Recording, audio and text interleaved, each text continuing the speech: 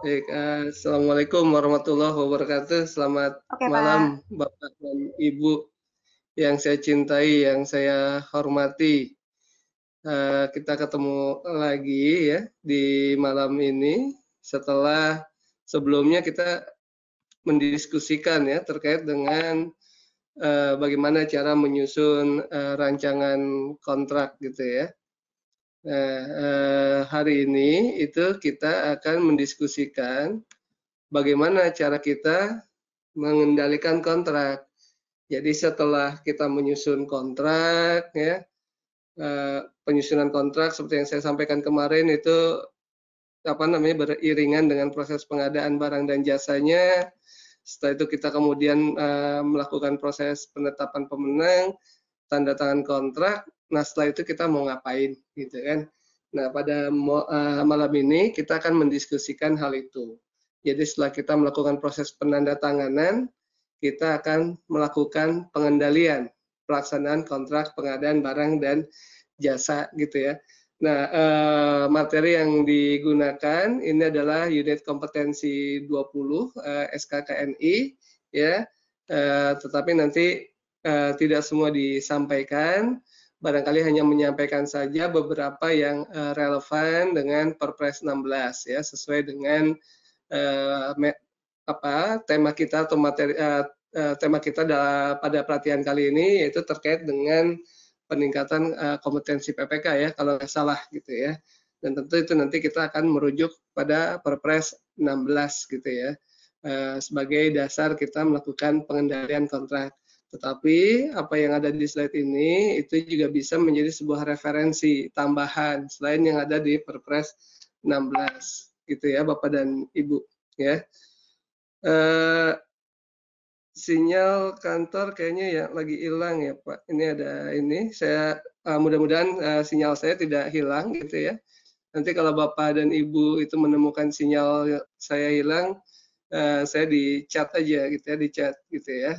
Nah, baik Bapak dan Ibu ya. Iya, ini tujuan umum dan tujuan khusus kita skip saja gitu kan. Nah, ini adalah proses bagaimana kita melakukan pengendalian kontrak pengadaan barang dan jasa. Jadi Bapak dan Ibu mengendalikan kontrak pengadaan barang dan jasa itu tidak ujuk-ujuk gitu kan. Tidak ujuk-ujuk ya kita lakukan proses pengendalian. Tetapi ada langkah awalan yang harus kita lakukan yaitu persiapan pengendalian kontrak ya. Jadi kita akan melakukan pengendalian, tetapi kita tidak ujuk-ujuk melakukan pengendalian. Ada proses yang harus dilalui, yaitu persiapan mengendalikan kontrak pengadaan barang dan jasa. Nah, barangkali hal ini sudah disampaikan ya di pertemuan kemarin dengan narasumber yang lain, dengan Pak Ika, mungkin ya. Apa namanya, tetapi nanti malam ini mungkin juga bisa kita diskusikan lagi gitu kan untuk mempertajam apa yang sudah disampaikan oleh Pak Ika gitu ya. Baik, Bapak dan Ibu ya, ini slide-nya kita skip saja. Ya, persiapan mengendalikan kontrak. Nah, sebelum kita melakukan persiapan pengendalian kontrak, barangkali ya kami mengundang Bapak dan Ibu untuk apa namanya memberikan komentar pendapat, silahkan boleh ya. Jadi tetap saja gitu ya metode yang kita lakukan hari ini dengan yang kemarin sama. Bapak dan Ibu silakan memberikan komentar-komentar, pendapat-pendapat ya terkait dengan apa yang kami sampaikan. Bahkan kalau Bapak dan Ibu juga mau tidak sepakat boleh gitu kan. Iya, kira-kira apa maksud atau makna dari pengendalian ya yang kita diskusikan hari ini. Apa sih itu pengendalian? Apa bedanya pengendalian dengan pengawasan? Ya mungkin Bapak dan Ibu ada yang mau memberikan pendapat, silakan saja, boleh menuliskan chat atau melambaikan tangan, nanti moderator akan membuka. Mungkin Pak Aswad, mungkin Pak Edi, mungkin Pak Doni, ya, atau mungkin Kang Farul, ya, itu silakan saja, atau Ibu, ya, Bu Yulianti dari Papua, itu kalau punya pendapat silakan. Apa maksud dari pengendalian? Iya, apa bedanya dengan pengawasan? Ya, apa bedanya dengan pengawasan? Iya, baik. Sambil menunggu komentar Bapak dan Ibu, ya. Kalau menurut saya, ya, nanti Bapak dan Ibu boleh tidak sepakat, ya. Pengendalian dan pengawasan itu hal yang berbeda, gitu ya. Itu bukan sesuatu yang sama, gitu kan. Walaupun di dalam prakteknya, ya, bahasa kita sehari-hari itu sering menyamakan antara pengendalian dan pengawasan, ya. Ya, paling sederhana saja, misalnya, ya, kalau kita tuh waktu kecil kan sering ya, apa namanya, mendengarkan lagu gitu ya, Naik Delman Istimewa gitu ya. Ada kata-kata atau ada lirik lagu yang mengatakan bahwa ya, dari awal aja ya, biar ini ya. Pada hari Minggu ku turut ayah ke kota, naik delman istimewa ku duduk di muka, ku duduk samping Pak Kusir yang sedang bekerja, mengendalikan kuda supaya baik jalannya. Nah, kata-kata mengendalikan kuda supaya baik jalannya. Coba kalau kata-kata itu diganti dengan pengawasan. Ya, mengawasi kuda supaya baik jalannya, gitu kan. Nah, itu kan punya makna yang beda itu kan, punya makna yang beda gitu ya. Ini ada yang melambaikan tangan. Ini yang keluar wajah saya terus nih. Bentar, ini saya tutup dulu sebentar ya. Saya lihat. Ya, ada yang melambaikan tangan tadi ya. Menyampaikan pendapat.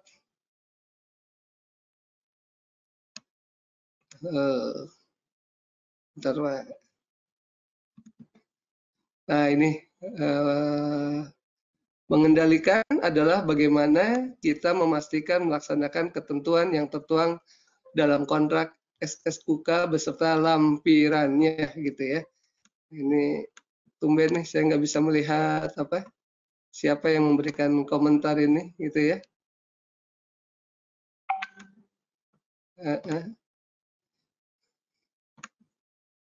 Oke, ini ya. Mohon maaf, biasanya bisa kelihatan hari ini saya agak tergagap-gagap nih. Nah, ini ya dari Pak Edi Darmawan ya. Pengendalian adalah bagaimana kita memastikan melaksanakan ketentuan yang tertuang dalam kontrak SSUK dan SSKK. Jadi betul Pak ya, ini yang disampaikan oleh Pak Edi betul banget gitu. Jadi mengendalikan itu adalah hal seperti itu ya. Namun demikian, tadi seperti yang saya sampaikan ya, ada perbedaan antara mengendalikan dan mengawasi ya. Seperti contoh tadi ya, lagu Naik Delman Istimewa gitu ya. Kalau kata-kata mengendalikan kuda supaya baik jalannya diganti dengan mengawasi kuda supaya baik jalannya, itu tentu feel kita itu merasakan itu adalah sesuatu yang berbeda gitu ya. Jadi tadi yang disampaikan Pak Edi itu betul gitu ya. Lebih jauh dari itu ya sebetulnya kata mengendalikan kalau menurut pendapat saya, nanti kalau Bapak dan Ibu juga boleh tidak sepakat ya. Pengendalian itu adalah bagaimana upaya kita untuk melakukan kontrol, bukan sekedar monitoring ya. Jadi kalau misalnya tadi kuda kita melakukan proses pengendalian, artinya itu adalah perbuatan kita untuk memegang tali kekang. Ketika kuda itu berbelok ke kiri, ketika kuda itu berbelok ke kanan, kita melakukan upaya tindakan korektif untuk melakukan perbaikan supaya kuda itu lurus ya jalannya. Beda kalau mengawasi. Kalau mengawasi ya tentu kita hanya mengawasi saja. Kita tidak memegang tali kendali. Yang disampaikan oleh Pak Edi tadi betul ya, supaya apa yang tertulis di dalam kontrak, apa yang tertulis di dalam syarat-syarat umum maupun syarat-syarat khusus kontrak itu bisa tercapai. Kita kawal supaya tidak terjadi penyimpangan. Kalaupun terjadi penyimpangan, kita bisa melakukan tindakan korektif. Nah, ini dari Bu Husnul Khotimah nih ya. Pengawasan adalah mengukur kinerja dengan target yang telah ditetapkan atau rencana yang telah disepakati ya. Bisa juga seperti itu Bu, gitu ya. Hanya saja kemudian ya tadi saya membedakan antara mengendalikan dengan pengawasan. Kalau mengendalikan itu ada unsur aktif ya, perbuatan aktif di mana kita memegang tali kendali, di mana kita bisa melakukan tindakan korektif ya, tindakan korektif ya. Ya seperti tadi apa namanya naik kuda, mengendalikan kuda dan mengawasi kuda itu sanksi kita tentu itu akan berbeda antara mengendalikan dengan mengawasi gitu ya. Nah ini adalah definisi yang menurut Kamus Besar Bahasa Indonesia, tetapi kurang lebih sama seperti itu ya. Ini kita sarikan saja ya. Mengendalikan itu artinya perbuatan aktif, betul ya. Jadi seperti tadi mengendalikan kuda itu kita aktif mengendalikan. Kemudian kita membandingkan antara hasil dan sasaran gitu kan, antara hasil dan sasaran. Kita sudah punya rencana-rencana tertentu, kita sudah punya target-target tertentu, tinggal pelaksanaan itu lalu kita bandingkan ya, kita bandingkan. Seperti apa? Dan pembandingan itu bukan dilakukan di akhir, tetapi dilakukan secara teratur. Ya, jadi ada tahapan-tahapan yang harus kita lakukan proses pengendalian ya. Tidak dilakukan di akhir ya. Step 1 kita kendalikan, step 2 kita kendalikan, step 3 kita kendalikan gitu kan. Nah, nanti kalau di tengah-tengahnya itu ada penyimpangan ya, ada pergeseran dari apa namanya tujuan yang akan kita sasar, kita bisa lakukan penyesuaian usaha atau kegiatan ya, atau tindakan korektif gitu ya. Kita lakukan tindakan korektif. Nah, itu yang akan dilakukan ya. Siapa yang melakukan proses pengendalian? Tentu ya adalah siapa yang menandatangani kontrak gitu ya. PA, KPA atau PK. Pihak inilah yang melakukan proses pengendalian kontrak ya. Tentu PA, KPA, PPK itu tidak melaksanakan sendiri. Pada prakteknya itu bisa dibantu oleh tim yang membantu proses pengendalian kontrak ya. Apa yang dikendalikan gitu kan? Iya tentu ya apa yang menjadi tujuan dari kontrak gitu ya. Apa sih tujuan kita berkontrak gitu ya? Kenapa kita membuat kontrak? Untuk apa kontrak itu kita buat ya? Kontrak kita buat ya, tentu kita ingin ya mencapai tujuan dari pengadaan barang dan jasa ya, barang dan jasa yang kita adakan. Apa sih tujuannya utamanya? Target akhirnya dari kita melakukan pengadaan barang dan jasa tentu dihasilkan barang dan jasa yang baik ya, yang sesuai ya, yang tepat. Nah, tepatnya dari sisi apa, sesuainya dari sisi apa, paling tidak itu ada aspek kualitas, aspek waktu, aspek biaya ya. Tetapi sebetulnya kalau saya ingin boleh menambahkan ya, ketepatan yang diinginkan itu bukan cuma kualitas, bukan cuma waktu, bukan cuma biaya. Ya, yang kita inginkan juga adalah tentu adalah kuantitas, jumlah ya, itu tidak boleh kurang gitu ya. Jadi bukan cuma ngomong kualitas atau spek saja, bukan cuma ngomong waktunya tepat saja, bukan ngomong biayanya tepat saja, tetapi juga aspek kuantitas, jumlah. Selain itu juga tentu kita ingin mendapatkan barang dan jasa yang tepat ya, di mana delivery itu dilakukan atau terjadi, di mana serah terima itu terjadi ya. Jadi kalau boleh saya menyimpulkan kembali ya, kenapa kita melakukan proses pengendalian ya, supaya barang dan jasa yang kita lakukan itu tepat kualitas, tepat kuantitas, tepat waktu ya, tepat biayanya ya, dan juga tempat serah terima pekerjaan ya. Bisa jadi terjadi dispute ya terhadap 5 hal tersebut kalau kontrak itu tidak dikendalikan. Dan kalau dispute itu terjadi di ujung ya, maka itu kemudian akan menjadi lebih susah bagi kita untuk melakukan tindakan perbaikan. Maka kemudian kita lakukan proses pengendalian yang dilakukan secara berkala, ya, pertahapan, supaya ya gap-nya itu tidak terlalu besar gitu ya. Di akhirnya nanti harapannya sih ultimate yaitu tidak ada gap gitu ya, kualitasnya sesuai, kuantitasnya sesuai, waktunya sesuai, biayanya juga sesuai, tempatnya juga sesuai gitu ya. Itu hal yang paling utama yang ingin kita capai ya. Maka kita lakukan proses pengendalian secara bertahap gitu ya. Nah, ini adalah tujuan kita melakukan proses pengendalian. Iya. Nah, bagaimana cara kita melakukan pengendalian ya? Tadi seperti yang disampaikan ya, bahwa tidak ujuk-ujuk kita melakukan proses pengendalian. Ada proses persiapan yang harus kita laksanakan. Nah, ini ada pertanyaan dari Bu Husnul ya. Seberapa besar gap yang bisa diterima ya? Seberapa besar gap yang bisa diterima? Nah, kita melakukan pengendalian ya, Bapak, Ibu, ya harapannya itu gap itu nggak ada, gitu kan, di ending itu nggak ada, ya harus presisi gitu ya. Kalau misalnya jumlahnya itu harus tepat jumlahnya ya, kemudian waktunya juga harus ya bisa sesuai gitu kan. Nah kalau ditanya gapnya seberapa besar itu tergantung dari gap apa. Kalau misalnya gapnya itu adalah gap jumlah ya, jumlah ya, maka kemudian ya tentu tergantung juga gitu kan pekerjaannya, apakah pekerjaan tambah kurang atau bukan gitu kan. Kalau memang pekerjaannya tambah kurang yaitu maka tidak boleh lebih dari 10% gitu ya. Kalau gapnya adalah waktu ya, kita ingin waktu itu dilaksanakan tepat waktu gitu kan, jangan sampai kemudian menjadi molor gitu ya.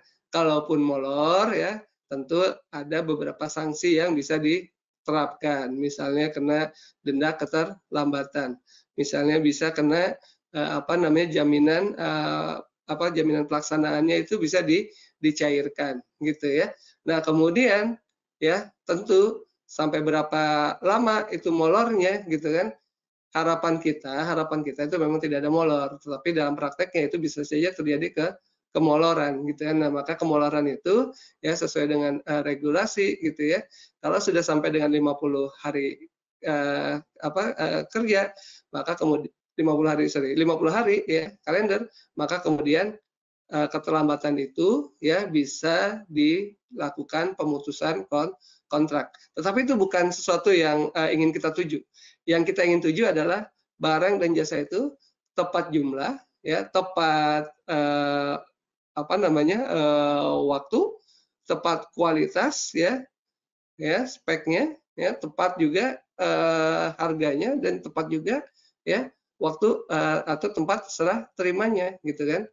Jadi sebetulnya, ya, kita melakukan pengendalian itu supaya tidak terjadi, ya, gap, ya, pada saat serah terima. Walaupun pada beberapa hal, pada beberapa kejadian tertentu itu dimungkinkan misalnya molor ya. Nah, itu sudah ada mekanismenya ya. Pada kegiatan-kegiatan kontrak konstruksi biasanya itu ada as-built drawing ya.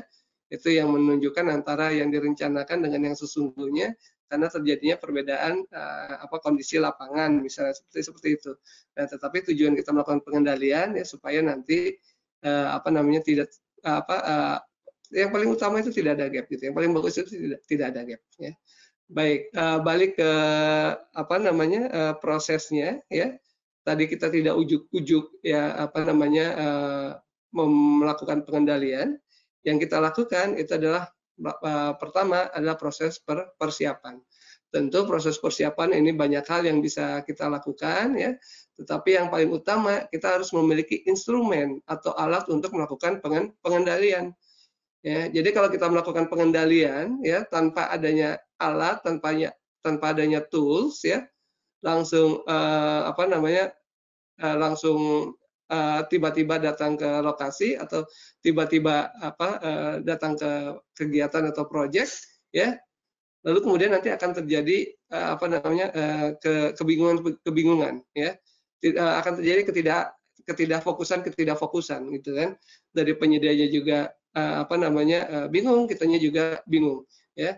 Maka kemudian harus disusun sebuah instrumen gitu ya untuk melakukan proses pengendalian, dan instrumen itu adalah instrumen yang disepakati bersama.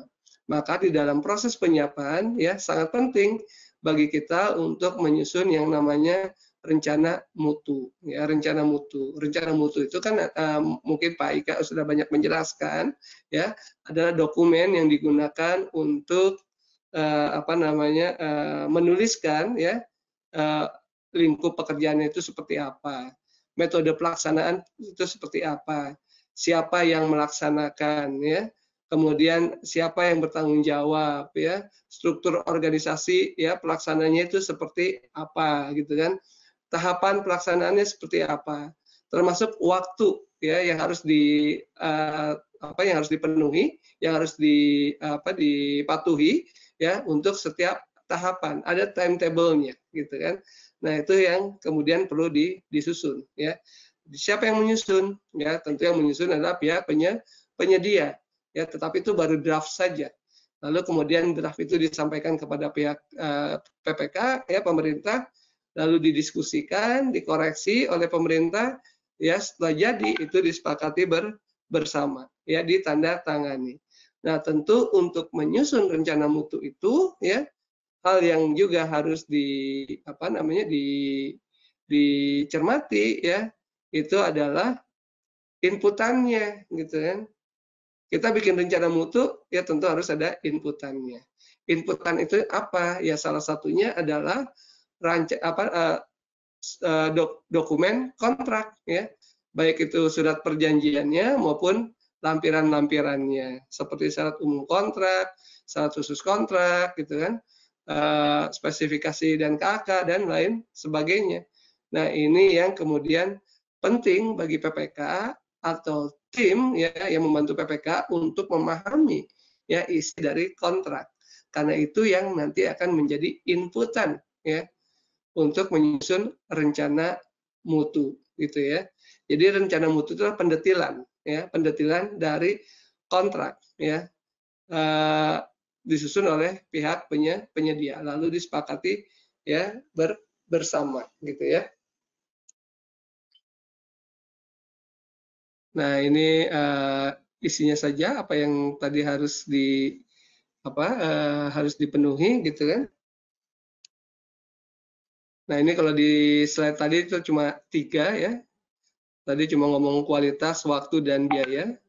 Nah, di sini ngomong kualitas, kuantitas, waktu ya, biaya ya, serta lokasi ya. Ini menjadi penting. Ini sesuatu yang ingin kita kendalikan supaya semuanya itu tepat ya, sesuai dengan yang diperjanjikan ya.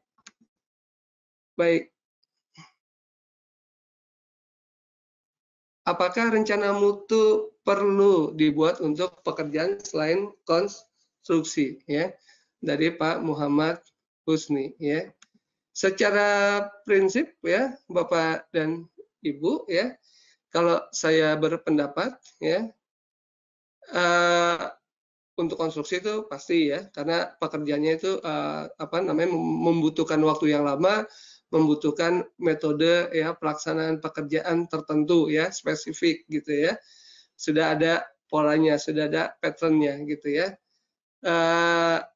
Yang kedua ya, rencana mutu ya Bapak dan Ibu ya, itu nggak ada format bakunya gitu, nggak ada format bakunya ya. Kalau googling itu di Google itu banyak sekali formatnya, macam-macam ya. Ada yang tebal, ada yang sangat sederhana gitu kan. Nah, lalu apakah kemudian semua pekerjaan itu harus memiliki rencana mutu ya? Ini sangat kontekstual gitu ya, sangat kontekstual ya, sangat kontekstual ya. Kalau pekerjaan-pekerjaan yang sifatnya belanja langsung ya, sekali beli ya, saya pikir itu nggak perlu yang namanya rencana mutu gitu ya. Karena barangnya sudah ada, sudah jadi, kita beli jadi.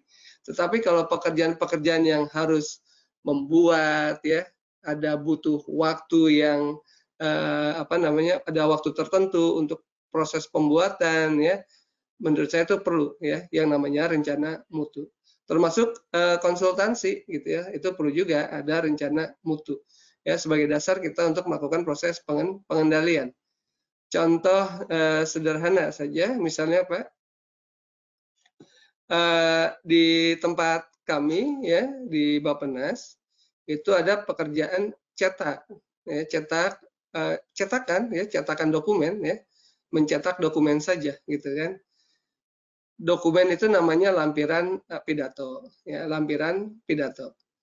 Dokumen ya, yang namanya lampiran pidato itu harus ya selesai ya itu sebelum ya tanggal 16 Agustus. Karena dokumen lampiran pidato itu ya jadi gini, setiap tanggal apa namanya 16 Agustus Presiden itu kan akan berpidato di apa namanya di DPR. Nah, ada pidatonya, ada lampiran pidatonya. Pidatonya disiapkan oleh Setnek, lampiran pidatonya disiapkan oleh Bappenas gitu ya. Nah, walaupun itu adalah pekerjaan cetakan, tetapi PPK itu merasa secure, merasa aman kalau membuat rencana mutu gitu ya. Jadi tahapan untuk membuat cetakan itu apa saja? Dari mulai apa namanya penyiapan bahan, ya outline, membuat dummy, kemudian melakukan proses apa namanya pencetakan ya, sampai kemudian nanti pemeriksaan, sampai dengan serah terima. Nah itu semua dibuat ininya apa tahapannya ditulis. Kemudian setiap tahapan itu harus selesainya kapan ya. Lalu siapa penanggung jawab yang yang bertanggung jawab untuk memastikan bahwa di setiap tahapan itu baik waktu maupun kualitas itu terpenuhi gitu ya. Jadi dengan demikian kalau ada problem ya pada satu tahapan yang nanti akan berpengaruh pada tahapan yang lain itu langsung bisa dilakukan tindakan korektif. Misalnya daminya telat gitu kan. Misalnya outline-nya telat gitu kan. Apa yang bisa dilakukan? Ya tentu dilakukan upaya-upaya percepatan ya. Ada intervensi dari PPK ya untuk melakukan upaya percepatan gitu ya. Nah, ini apa namanya kita lakukan penyusunan rencana mutu itu kalau memang kita beranggapan bahwa waktu itu menjadi krusial misalnya. Kualitas itu menjadi krusial gitu ya. Nah, ini penting untuk dilakukan penyusunan rencana mutu. Ya, memang rencana mutu itu kalau di Google itu banyak banget formatnya. Ya, yang lengkap, yang tebal itu biasanya di konstruksi. PU itu sudah mengeluarkan guidance untuk rencana mutu ya. Nah, tetapi pekerjaan yang lain bukan berarti tidak perlu rencana mutu. Walaupun cuma selembar kertas gitu ya. Tabel saja ya. Tetapi jelas memberikan gambaran tahapannya apa, waktunya kapan untuk setiap tahapan, penanggung jawab di setiap tahapan itu siapa, kalau terjadi keterlambatan di setiap tahapan itu apa yang harus dilakukan, gitu kan? Nah ini apa namanya perlu untuk dibuat, gitu ya? Iya, ini adalah titik kritis pelaksanaan kontrak yang harus dicermati ya, supaya tadi 5 hal yang ingin dicapai itu tidak terjadi. Dan ini juga merupakan hal yang harus dikendalikan. Jadi kalau berbicara pengendalian kontrak pengadaan barang dan jasa, itu bukan sekedar mengendalikan output atau keluarannya saja. Inputan, proses, dan keluaran itu adalah satu kesatuan yang harus dikendalikan. Ya. Contoh sederhananya gini saja misalnya. Ketika Bapak dan Ibu ya itu melakukan pengadaan pembangunan rumah misalnya ya rumah gitu ya, rumah dinas misalnya gitu kan ya, maka yang dikendalikan itu bukan fisik rumahnya saja yang sudah jadi di akhir ya. Balik ke definisi pengendalian tadi, itu adalah tahapan yang pengendalian pada setiap tahapan ya, maka kemudian masukan ya itu juga menjadi penting untuk dikendalikan ya. Material bahannya. Itu perlu dilakukan proses pengendalian, ya. Sejak awal, ya, itu pihak PPK ataupun timnya itu perlu memastikan betul nggak semennya itu kuantitasnya sesuai dengan yang diperjanjikan, gitu. Betul nggak besinya, speknya itu sesuai dengan yang ditawarkan, ya, di dalam dokumen penawaran. Ya, ini harus dilihat dari awal, gitu kan. Tidak bisa dilihat di ujuk-ujuk di akhir. Begitu juga dengan tenaga kerja, ya, orangnya. Betul nggak penyedia itu menempatkan, ya, tenaga kerja sesuai dengan yang ada di dokumen penawaran? Ada misalnya project manajernya, ada bagian ininya, ada ahli ininya, ada ahli itunya. Betul nggak? Ya, orang yang ada di tempat itu adalah orang yang memang ada di surat penawaran. Jangan-jangan orang lain, gitu kan? Betul nggak? Kualifikasinya itu sesuai dengan yang dipersyaratkan. Ya. Begitu juga peralatan. Ya. Peralatan yang digunakan, ya, itu adalah hal yang harus dikendalikan sejak awal. Ya. Jadi memang pengendalian adalah proses yang integratif. Kita mengendalikan masukan, kita mengendalikan proses, kita mengendalikan keluaran. Kalau masukan itu saja sudah tidak sesuai, ya, maka kemudian jangan diharapkan keluarannya itu akan sesuai, ya. Bikin bangunan, ya, besinya besi banci misalnya. Jangan harapkan, ya, bangunan itu akan bertahan lama, ya. Campuran semen dan pasir misalnya, karena kuantitas pasirnya itu tidak dikontrol, ya. Kuantitas semennya tidak dikontrol sehingga semennya kurang, ya. Jangan heran kalau kemudian nanti bangunannya itu tidak bisa bertahan lama sesuai dengan yang diharapkan. Jadi mengendalikan input itu harus dilakukan, ya. Dan ini semua disusun dalam rencana mutu, ya. Jadi rencana mutu itu kembali mengagregasi atau mencatatkan kembali apa yang ditawarkan. Materialnya apa, bahannya apa yang dipakai itu dituliskan di situ. Tenaga kerjanya yang digunakan itu siapa saja, ya. Strukturnya seperti apa itu dituliskan. Peralatannya pun demikian, ya. Jadwal kedatangan peralatan, jadwal kedatangan orang itu juga dituliskan di dalam rencana mutu. Ini yang kemudian harus kita kendalikan. Proses, ya, proses juga bagian yang penting untuk dikendalikan. Kalau materialnya bagus, ya, sesuai spek, tapi prosesnya itu tidak dikendalikan, ya, tidak tidak kita lihat, ya, jangan harap gitu hasilnya akan baik. Misalnya saja tadi, ya, pasirnya sih udah oke, gitu kan, semennya juga udah oke, cuma proses mengaduk semen dan pasirnya, mixingnya itu tidak sesuai dengan ketentuan teknis, ya, maka kemudian itu akan berpengaruh terhadap keluaran, gitu ya. Nah, jadi proses pengendalian yang akan kita diskusikan dalam hal ini bukan sekedar mengendalikan akhirnya saja, tetapi dari awalan, ya, input, proses, dan keluaran. Ini yang penting untuk dilakukan oleh PPK ataupun oleh tim yang nanti membantu PPK, gitu ya. Nanti kita akan lihat pola-pola pengendaliannya itu seperti apa, ya. Baik pengendalian yang dilakukan oleh kita sendiri atau pengendalian yang kita membantu pihak lain, ya, untuk melakukan proses pengendalian, ya.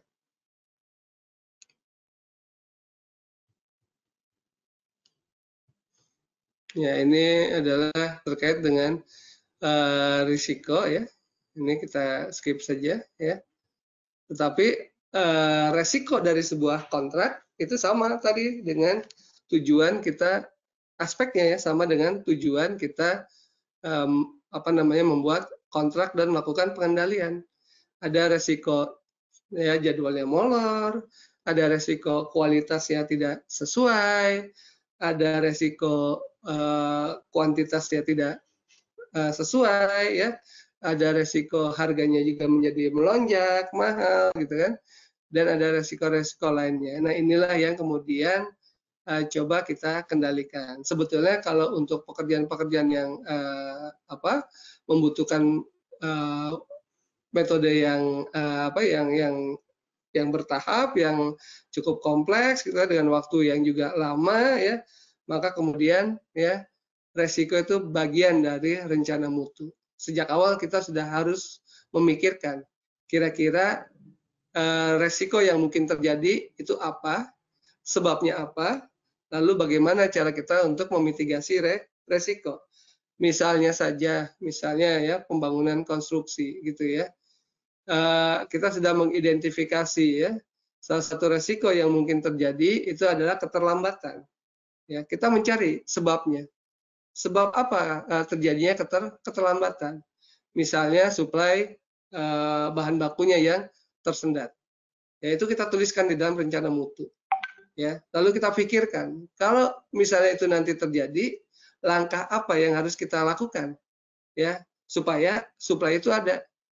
Ya, misalnya meminta penyedia untuk mencari dari supplier yang lain, gitu kan, bukan terikat pada satu supplier, gitu kan. Nah, yang kayak gini itu dituliskan di dalam rencana mutu, ya, sebagai sebuah rencana. Kita tidak mengharapkan resiko itu terjadi, tetapi begitu terjadi, ya, maka ya teman-teman kita yang di lapangan itu nggak bingung lagi harus ngapain, ya, langsung membuka rencana mutu itu, gitu kan.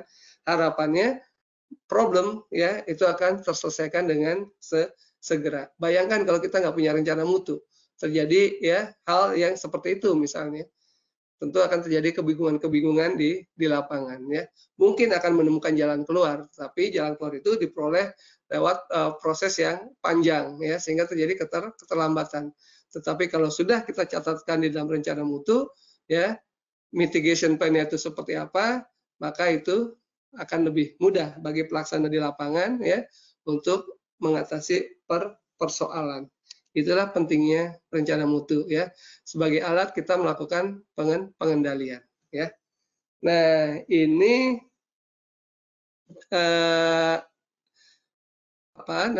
beberapa alternatif, ya, yang dapat dilakukan, yang dapat dipilih, ya, untuk melakukan proses pengendalian, ya. Proses pengendalian. Paling enggak di sini ada 3 alternatif, gitu ya. Ada 3 alternatif yang bisa dipilih, gitu ya.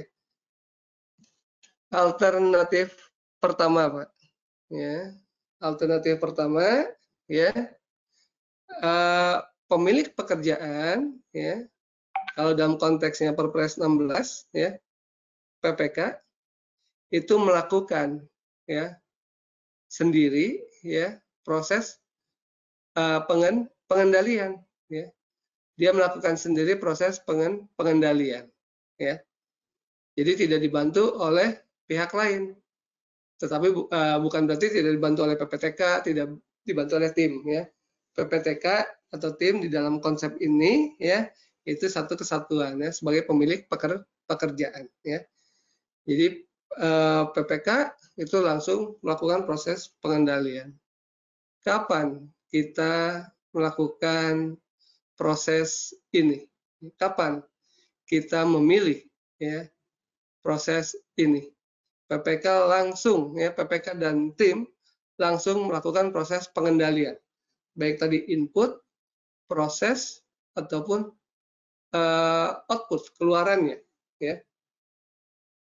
PPK, ya, memilih model seperti ini, ya, kalau PPK memiliki, ya, pengetahuan yang cukup, ya, kemampuan yang cukup untuk melakukan pengendalian, ya, pekerjaan, ya.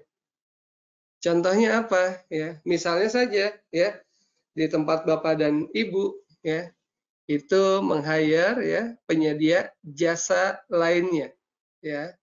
Jasa lainnya itu misalnya event organizer, gitu ya, event organizer, ya. Tentu ya kita ingin endingnya nanti pelaksanaan event kita itu tepat waktu ya. Kemudian tujuan-tujuan lainnya itu adalah tadi dengan acara yang sangat luar biasa ya, yang heboh, yang keren, yang bagus ya. Kemudian juga dengan fasilitas-fasilitas ya, pelaksanaan event yang keren. Misalnya event seminar ya, tentu kita mengharapkan ya adanya peralatan seminar yang luar biasa, infokusnya keren, sound systemnya keren gitu kan, kursi-kursinya keren ya, bunga-bunganya juga tertata dengan keren ya. Nah, pekerjaan-pekerjaan seperti ini kalau menurut saya sih itu bisa dilakukan pengendalian langsung oleh PPK atau timnya. Dimulai dari pengendalian input. Ketika kontrak itu sudah ditandatangani ya, akan dilaksanakan pekerjaan ya, ya bikin dulu rencana mutunya gitu kan.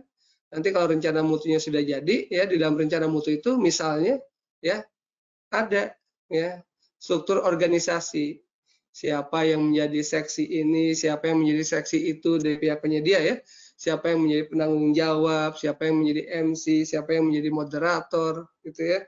Nah itu kita cek tuh ya, benar nggak orangnya ada gitu kan.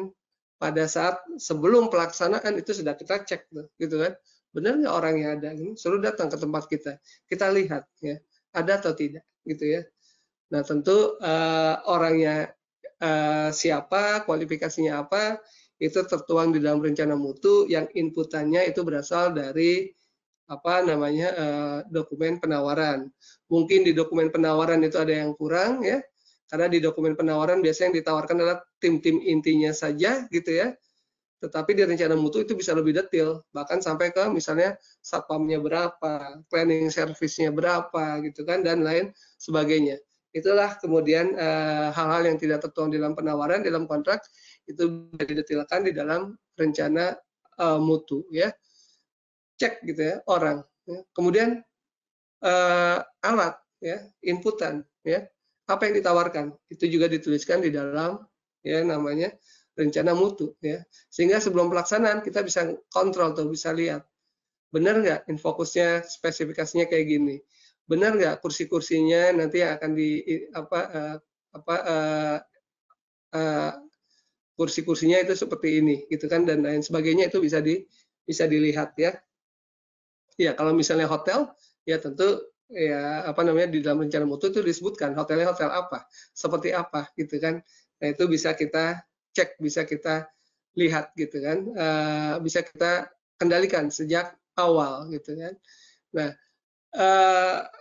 ini bisa kita lakukan ya tadi sekali lagi untuk pekerjaan-pekerjaan yang memang penyedianya apa PPK memiliki kemampuan untuk melakukan proses pengendalian gitu ya, punya knowledge ya, punya pemahaman ya, baik itu PPK ataupun tim ya yang membantu PPK untuk melakukan itu gitu ya. Nah, yang kemudian yang kedua gitu ya. Ini adalah polanya pola segitiga gitu ya, pola segitiga. Di mana pemilik pekerjaan ya itu berkontrak dengan penyedia barang dan jasa, tetapi dibantu oleh pengawas pekerjaan. Ya. Kapan kita memilih? Ya, kapan kita menggunakan pola seperti ini? Ya, kalau menurut saya, ketika Bapak dan Ibu selaku PPK, ya, itu sebetulnya punya pengetahuan, ya, punya kemampuan, ya, tetapi pengetahuan dan kemampuannya itu mungkin tidak utuh. Ya mungkin sebagian ya tidak komprehensif gitu ya, sehingga Bapak dan Ibu membutuhkan bantuan pihak lain untuk melakukan pengawasan pekerjaan yang lebih kompeten gitu ya. Nah ini polanya itu biasanya ya itu ada di contohnya itu misalnya konstruksi gitu kan, konstruksi. Nah konstruksi itu kan seperti yang Bapak dan Ibu ketahui ya, itu pada umumnya itu ada konsultan perencana, ada konsultan pengawas, ada kontraktornya gitu kan. Nah kita pemilik pekerjaan ya Bapak dan Ibu PPK itu berkontrak dengan kontraktor untuk melakukan pembangunan sesuatu gitu kan. Karena kita cuma taunya sebagian-sebagian saja, ya, tahu yang umum-umumnya saja. Untuk mengetahui yang detail-detailnya, ya, misalnya cara tadi bagaimana mixing, cara tadi bagaimana plumbing, cara bagaimana ME gitu kan. Nah, kita membutuhkan orang lain yang lebih kompeten. Ya, jadi kita bisa meng-hire itu pengawas pekerjaan, ya.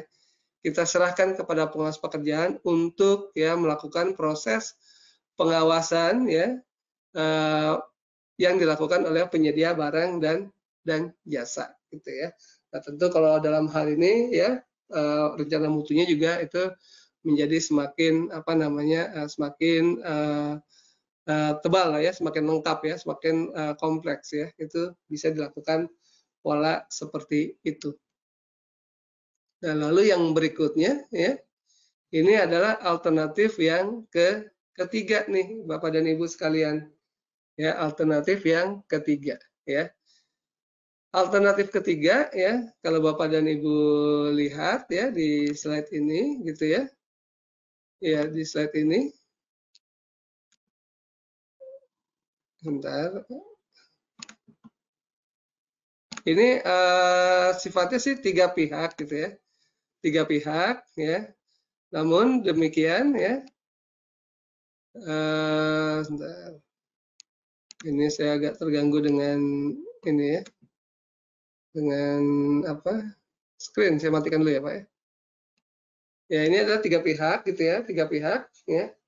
Di mana ada pemilik pekerjaan di sisi sini, kemudian ada pengawas pekerjaan di sisi sini, ada penyedia barang dan jasanya gitu kan, itu di sisi sini gitu kan.